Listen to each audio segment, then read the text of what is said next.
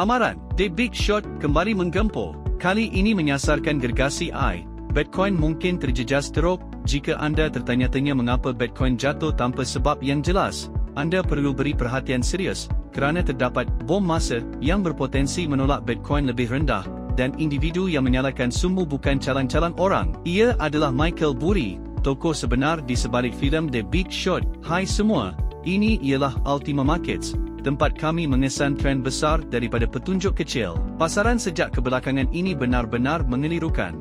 Jumaat lalu, saham teknologi AS mengalami jualan panik, namun pulih dengan pantulan berbentuk wave yang tajam apabila dana bergegas membeli pada harga rendah. Emas turut mengikut rentak, tetapi Bitcoin, ia ketinggalan, gagal melonjak dan sebaliknya merosot ke paras terendah 6 bulan.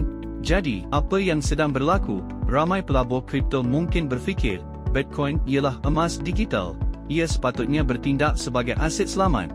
Tetapi keadaan sudah berubah. Bitcoin telah lama berpisah daripada emas dan kini bergerak seiring dengan saham teknologi. Data menunjukkan Bitcoin mempunyai korelasi 0.8 dengan Nasdaq 100. Dengan kata lain, 8 daripada 10 kali, ia bergerak dalam arah yang sama. Namun inilah masalahnya, hubungan tersebut kini sangat tidak seimbang. Bayangkan seperti kawan toksik. Ketika keadaan buruk, dia menarik anda jatuh bersamanya, kadang-kadang lebih teruk. Tetapi ketika keadaan baik, dia tidak meraihkan bersama anda. Skim Bitcoin sekarang, jatuh bersama TEK, tetapi tidak naik bersama TEK. Apabila saham teknologi naik, Bitcoin hampir tidak bergerak. Tetapi apabila saham teknologi jatuh, Bitcoin turut jatuh, malah lebih teruk. Kenapa? Salah satu sebab utama ialah tumpuan pasaran telah berubah. Dahulu kripto merupakan kisah paling hangat, menarik minat spekulatif. Kini, AI menjadi pusat perhatian. Institusi dan pelabur runcit memburu gergasi seperti Nvidia. Akibatnya, Bitcoin kini dilihat sebagai aset risiko makro. Apabila pelabur menjual aset berisiko, Bitcoin turut dijual. Tetapi apabila sentimen pulih, wang mengalih ke tempat lain, ditambah pula dengan warehouse yang menjual Bitcoin dan aliran keluar ETF, ketakutan dalam pasaran kripto mencapai tahap hampir beku. Sekarang, ini bahagian yang paling penting, apa kaitan Michael Burry, si Big Short, dengan semua ini? Sangat besar. Burry, legenda yang meramalkan krisis kewangan 2008, kini kembali beraksi.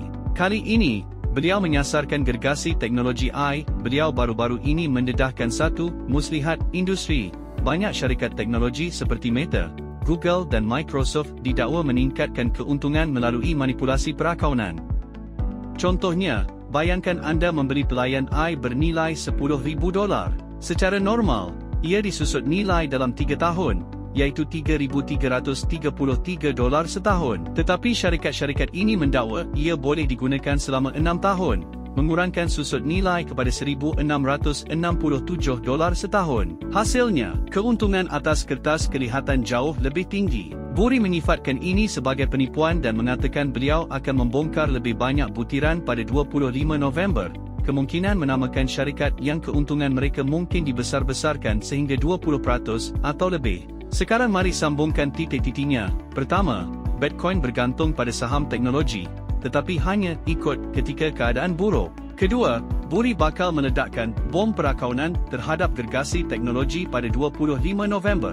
Bayangkan panik pasaran jika laporan Burry mencetuskan jualan besar dalam sektor teknologi.